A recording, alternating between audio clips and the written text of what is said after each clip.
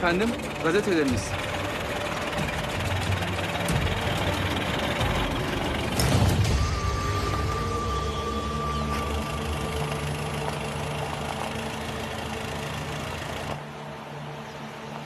Okuyunuz. Ünlü banker Edmund Rothschild payitahtı ziyaret edecek. Geçiniz.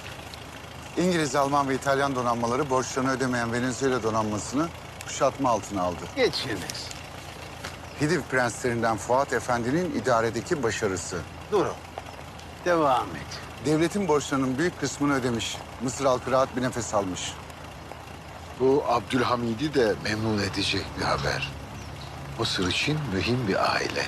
Hidivler hem bizim için hem Osmanlı Devleti için mühim bir aile. Ali Paşa Osmanlı'ya karşı Kütahya sınırlarına geldiğinde onu yolundan biz çevirdik.